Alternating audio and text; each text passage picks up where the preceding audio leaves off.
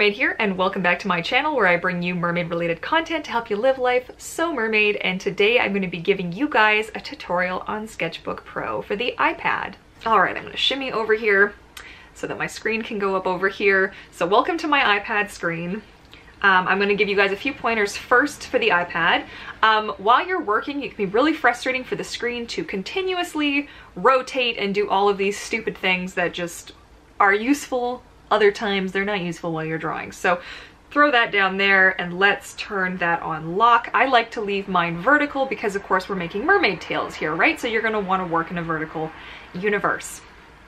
Okay, next we're going to open Sketchbook Pro. Sketchbook is free to use as long as you have an Autodesk account, which is free to sign up if I'm not mistaken. I did it a while ago, so I'm pretty sure it used to cost something and I think it's free now. It is available for download in the App Store. So we're gonna start up in the top left corner. We're gonna get that little menu bar there and we're gonna go New Sketch. I leave the presets just as is for the iPad size. You can tinker with that if you're going for something specific, but for now it's fine just as is, and we go Create. Now I just want to check to make sure I am in fact still recording, and I am. So here we go, because wouldn't it suck to record this whole thing and then not actually be recording? Okay, so your standard template is set up as such. You have a menu bar at the top, you've got a menu bar on the left, you've got a menu bar on the right, and you have, of course, your brush little boxy poo right here. If you want to get rid of said menus, you want to see just the screen itself, the little box top right with the lines on it, you press that and everything will disappear and you can work without all this crap in the way. Okay? On the left, you're going to see a lot of different options for what brushes you can use. Okay, so we've got everything from pencil, marker, airbrush, ink, like the fountain pens, regular paint brushes. You've got the blender, personal favorite of mine, erasers, and a few other options. If you're looking for more options, there is the library, and there are a lot of other options. I have not played with all of these options. If you're wondering what brush I use specifically, I stick to this guy right here, the Tattoo Inker. Okay? So let's start off, let's pick our color that you'd like to draw with. I like to start off just in straight black because it just makes me feel black and white, nice and crisp and clean. I'm just getting my ideas down. I'm not thinking about, you know, other things. What's funny with me though is when I'm drawing on paper, I always love to draw in a nice blue or red or something. It's all personal preference. Just tinker with it. You can try anything you like. Again, that was up in this circle here. You just press on the color.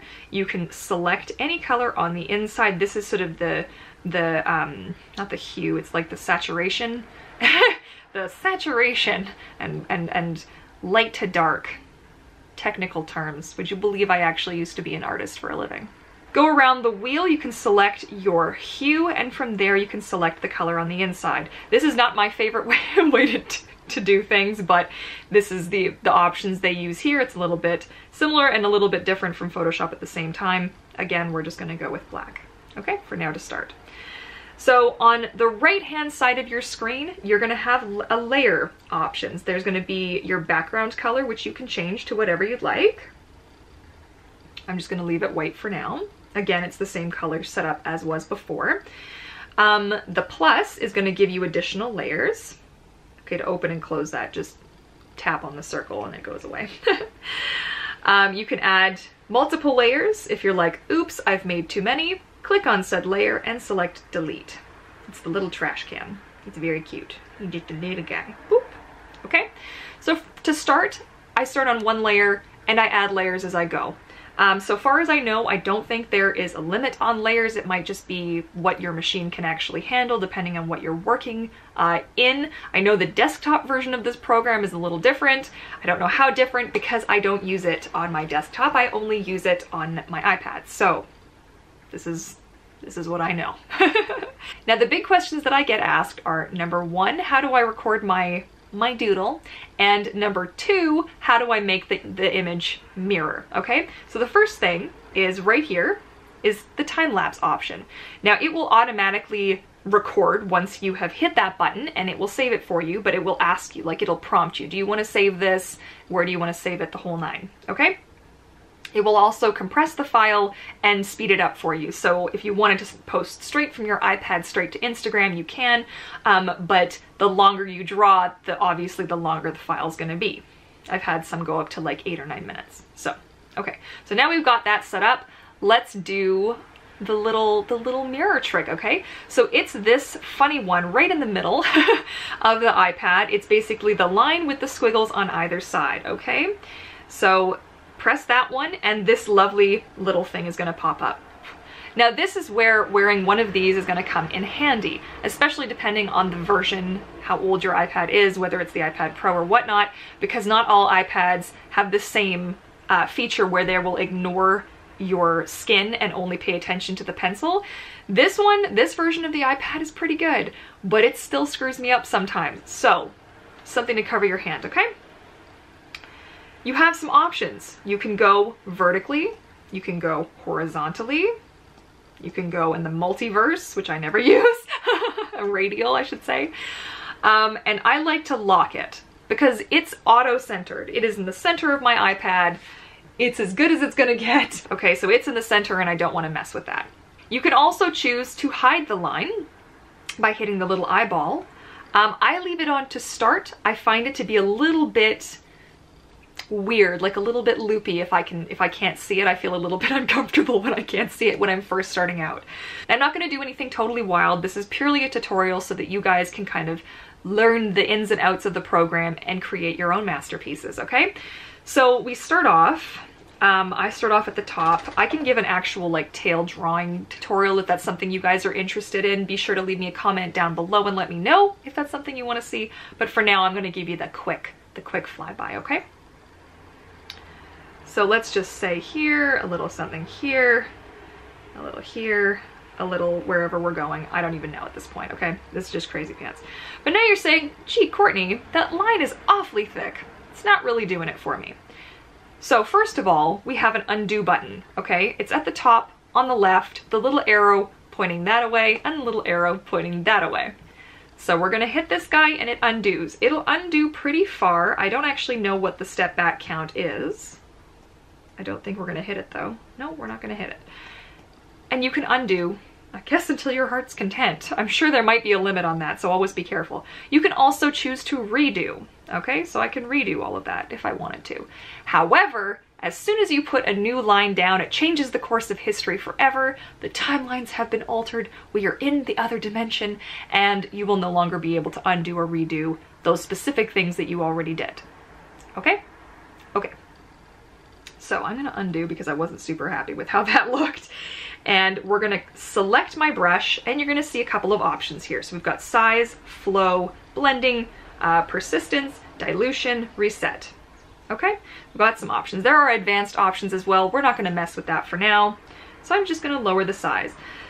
The thing that I like better about Procreate versus Sketchbook is that you can actually see the size versus a line versus an actual circle. I prefer being able to see like the radius versus an actual line. So you can see that actually gets larger and smaller, right? Okay, so I'm gonna keep it kind of small and we'll have to guess and test to see how this works here. So that feels a little bit too small.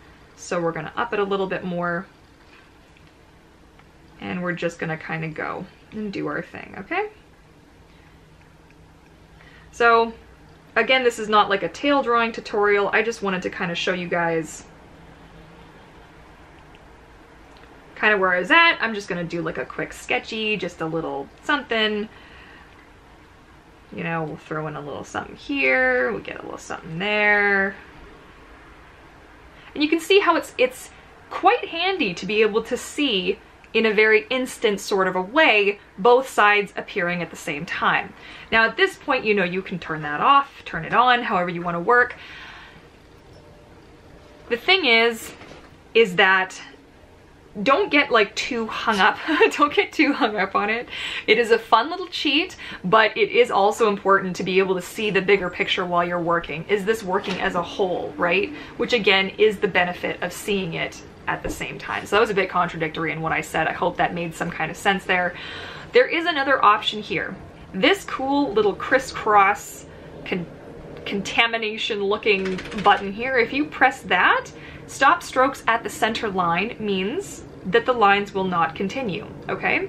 If you turn that on, the lines can converge all the way across. Now it's really gonna depend on the look, what you're doing for your scales, how you want it to come across. Both of those have their time and place in terms of use. Okay, so now comes an interesting thing, okay? Some of the limitations of this program that I have not personally found workarounds for. If you are somebody who has more experience with this program and you know a workaround, for the love of all that is good in this mermaid world, please hit me up in the comments section down below and let me know all the things, because let me be a sponge, okay? So what I'm talking about is if I would like to move this tail on this page, because as you can see, we are quite close to the bottom. No good comes of this, by the way. We don't want to be this close to the bottom. This is uncomfortable territory. This is where your design starts to get wonk because you're limited by the page. You know what I mean? I can give you examples. You don't want to be confined by your paper. If you're out of room, make more room. Like, make the tail smaller and keep going, okay? Just please don't ever feel like you have to be limited by the size of your paper. Very important, okay? However, if you go in, now you see that my center line has moved. And unlike other programs where you have a shift key to keep things on a stationary line, like a consistent line, this doesn't have any way to keep it exactly centered.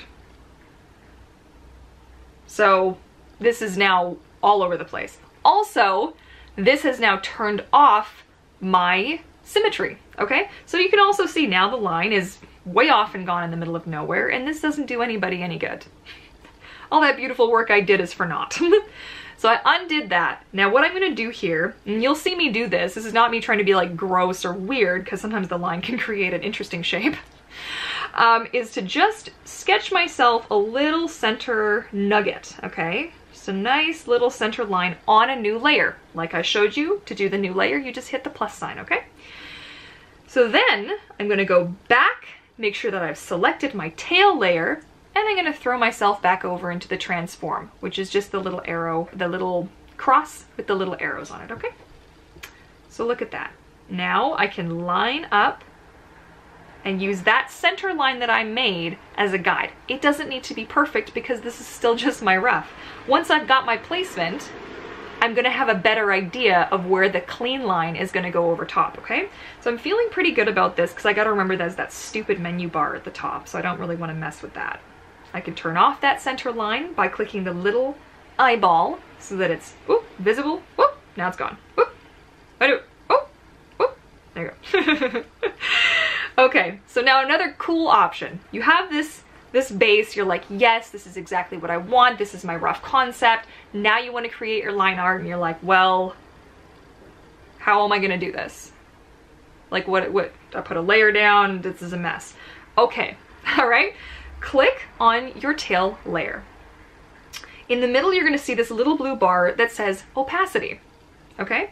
You're gonna throw that puppy all the way down. Don't go too far. You wanna be able to still see this without, like, you know, squinting and ruining your eyesight, okay? And you can also choose here, you can lock the layer if you don't wanna accidentally edit it, which I've done before, so you can throw a lock on that. You'll then see this beautiful little lock just appear right in the thing, okay? Now you create another layer. Leave that straight, that line that we created, leave that until you're 100% sure that you are good to go and you don't want to mess around anymore, okay? Now you go in and put in your detail. Again, this is not a tail designing tutorial. This is a Sketchbook Pro tutorial for designing mermaid tails. So this is not going to be like the most beautiful thing I've ever made, okay? Just public service announcement. Okay, so we're gonna go in. Oops, look what I did. Do you see what I did? Symmetry's not turned on. Okay, so two things. You can erase it, turn symmetry on, and start again, or you can click on your layer, click duplicate, go up to that transform tool that we were messing around with, and mirror that sucker. There's a couple of different options. You can mirror vertically, you can mirror horizontally, the whole thing. There's a lot of different options, so click done. Now you're gonna click that layer that you just flipped, and you're gonna go merge, okay? Just merge, not merge all. We're not merging the whole thing. We just wanna merge the one layer. So you see, look at that. Now it's on and off, and there it is. Now we can go back and throw our symmetry line on, and the whole world can keep spinning because because hey, sometimes we forget these important things. So now I'm going to turn off my symmetry line just so I can see a little bit better what I'm doing. I'm not going to get too fancy here. So you can put in as much detail or as little detail as you want.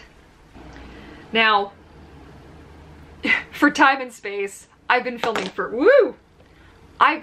20 minutes, so I'm not going to put scales on this, but I'm just going to give you the quick flyby if you wanted to do scales. Okay, so you just literally can go in and make whatever kind of scales that you want. This doesn't have to be a big thing. You can just get creative however you want, whatever style you want, and do it all the way up and down, okay? You can use that duplicate option that I showed you and the merge option that I showed you. You could make one scale and just the whole thing and erase out the excess that you don't want so that it's, you know, within the lines.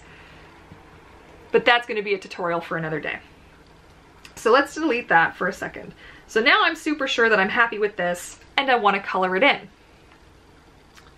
So I'm going to put this guy, if you click and hold, you can drag the layers so that you can reorder everything. By the way, if you don't have a pen like this, there are other options for pens that mimic the finger's touch, or you can actually just use your hand to do this. I use the pen just because I have it and it's just part of my workflow. So we create a new layer, click, drag that guy underneath what's going to be the line art. So this is now going to be our color layer. Hello? What are you doing? Oh, so you want to help me? You can come help if you want. Okay, so with ALFIE photobombing in the background, we're gonna go and I'm gonna pick a base color. Now don't get too hung up on what your base color is gonna be, okay? That's just gonna be the color that you use just to fill the space. So if you haven't decided on a color yet, don't worry about it. Just go and grab whatever. It doesn't have to be anything fancy. And for this, what I like to do is I like to use this little ink guy, this like technical pen, and I throw him all the way up on 20 because he's a small little nugget and gets kind of too small if he's too small, you know? So another thing that you can do using your middle finger and your thumb, you can actually manipulate the screen. So you can move it up and you can move it down. I'm just gonna make sure I'm still recording. And I am, excellent. Okay, so you can move it around, which can be very helpful if you wanna zoom in. Now, making sure that you're still with the symmetry tool on, you're gonna go in and you're going to fill this entire tail with color. What's fun with this is if you're doing this for yourself and you're working on a tail design, you wanna give your tail maker something, you wanna explain, you know, what, it's just a, you know, what you want. It's a really good visual tool, and I really, you know, Sketchbook Pro, I hadn't used it in years, so shout out to Tanny Chu from Tanny Chu Designs, who happens to be a patron of mine. She actually reminded me about this. She had been designing tails and, you know, this, and oh yeah, Sketchbook Pro. And I was like, oh, you know, I haven't used Sketchbook Pro in a really long time. Maybe I should download that again and kind of peruse and see what I think. And then I remembered how much fun it was, and I'm like, hey man, we're doing all of the things. So shout out Tanny Chu, my girl. I love you. Your artwork's amazing. Thank you for bringing Sketchbook Pro back into my life, okay? So now, you're like, okay, this is all fine and dandy. I want to add some other color. I don't want to have to worry about drawing outside the lines. So a fun little nugget, something that I love. You see this little funny looking lock on the layer, okay? There's the tail. There's this funny little lock, and it's got like this little checkered. That's the preserve transparency option, okay? So when you click that, now go and grab a different color and see what happens. You can now draw all over this guy, and it won't go outside of the lines because it's keeping the transparency around the paint that you've already laid down, okay? So let's just pretend that wasn't the ugliest thing we've ever seen. And I'm gonna go in here. Now it's like, oops, I've lost my color. Well, let's grab the little eyedropper. We can go and we can grab that color again. You can also use your finger, hold it down on the screen, and do the same thing. However, it is glitchy, and sometimes it doesn't work, and sometimes it makes me want to rip all of my hair out. So I just kind of got in the habit of using the eyedropper up there, but Now I'm gonna select another color. I wanna do something for the fins, a little different. Again, I'm on the same layer. I'm using the preserve transparency option, and that's quite handy. Now I'm not gonna take this too much further, but I do wanna show you the blender tool because it is awesome. I mean, like, really cool and really fun and awesome, okay? So scope this puppy out here, right? So look at that. I've done this. I'm like, oh yeah, this is the best, coolest thing I've ever made ever. And I want to blend it up. So I'm going to go to the left little menu and I'm going to grab that blender tool, and then I'm just going to pull it up. You can pull up and pull down, and it will create a really neat, like, blending, fine detailed stroke, okay? Now, there are some times when this is amazing, and there are some times when it's not, where it'll start to look really weird and you're like, oh, that looks ugly, why is it doing that? You're just gonna have to guess and test and play with it. That's part of the fun of this program, is just goofing around and seeing what works. There are options. You can go in here. Again, the size you can totally change, the flow you can totally change, and the strength you can totally change. So you can fiddle with that. I'm pretty happy with where my settings are for now. I tinker with it periodically, but it can be really fun. So if you go in and you're like, okay, I'm gonna grab my paintbrush, and I want to get a little red. I want to just make it like a little darker. You know, I could throw some of this in here. That's not darker, that's about the same. Let's make that even darker. We'll go in here and like this, and maybe we'll go up here a little bit and whatever. And then I'm going to take that tool and I can just blend it in. It'll always take a little bit off of the area beside what you're working on. So it can be good, bad, and it can be ugly. So you can see here what this does. Okay. Something, if you found, like you'll see here, it's not quite working, it's too different, you can go in and grab yourself a midway color, throw that down over top and blend again. Then find another midway color, something that's in between, and do it again. And honestly, it's just like painting, so it takes a little bit of time to, like, you want to lay down the right color. Is this the right color? Is that the right color? So here you can see that I'm using my finger to select the colors, and it is working. Sometimes it doesn't, it makes me so mad. But yeah, you can just go in, you can throw down a little bit more color. It'll look better obviously when you have scales and you have other details and the whole thing, but that's the basic gist of it. Another thing that's quite fun to do, go back to your line art, hit that preserve transparency, go grab that ink brush or your paintbrush, whichever brush you're using for your, you know, keep it consistent. And maybe I want to add like a little color. Maybe the black is it's just a little too intense, and I want to go making sure that your symmetry's still on, because it can kind of mess you up if it's not. You get twice as much work to do. And you can go in and throw down some color.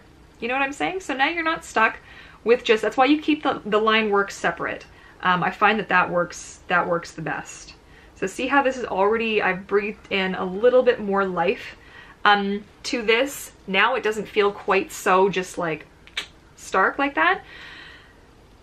Now, as far as the program goes, that's the basis of what I use. You know, if as you were working, you were like, oh, I want a different colored background, you know, I want something to kind of complement it a little bit, you know, whatever, something like this, you can always change that. The background layer is always that circle layer, and you can change that super easily just by selecting it and picking what color you'd like. Otherwise, there isn't too much else to kind of mess with in terms of tail design. I can go more in depth if you guys have other specific questions. You can leave them down in the comment section down below, and I can do like mini snippet tutorials, but this will be enough to get you started and get your tail designs going.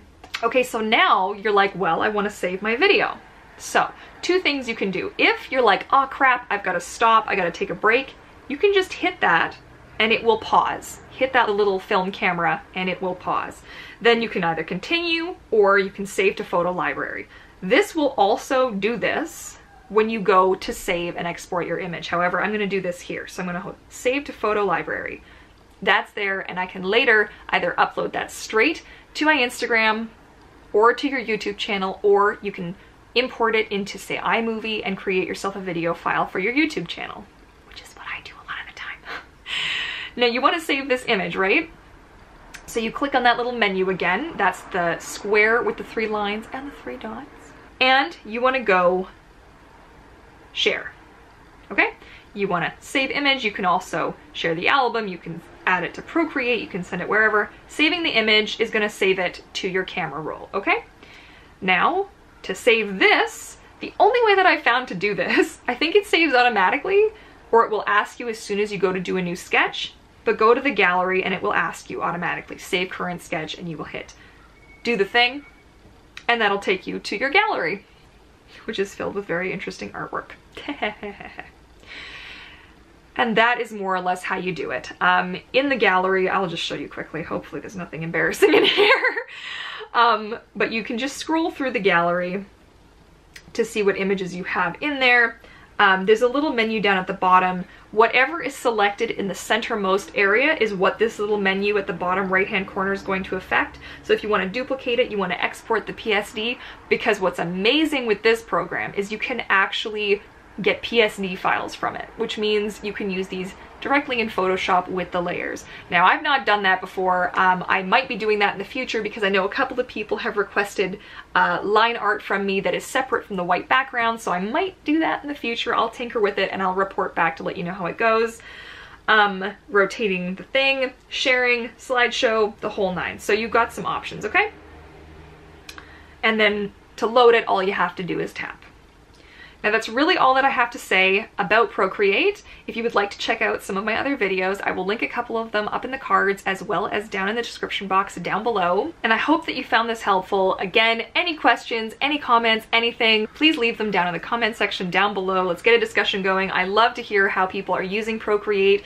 It always inspires me. If you are doing any mermaid tales based on my little tutorial here and you want to tag me so I can check out what you're up to, my social media and everything, Instagram, Twitter, the whole 9 is going to be down in the description box as well. And if you liked today's video, be sure to give it a big thumbs up and don't forget to hit that subscribe button to join the pod and the bell notification as well so you never miss an upload. And if you don't want to say goodbye just yet, be sure to swim on over to patreonpod.com, our extended pod community. For as little as $1 a month, you gain access to our monthly mermaid tail coloring challenge, the behind the scenes feed, the private Discord community chat, our private monthly live stream, and so much more. And we would love to have you join us. And otherwise, I want to thank you so much for watching, and I look forward to seeing you all in my next video. Happy swimming! Bye!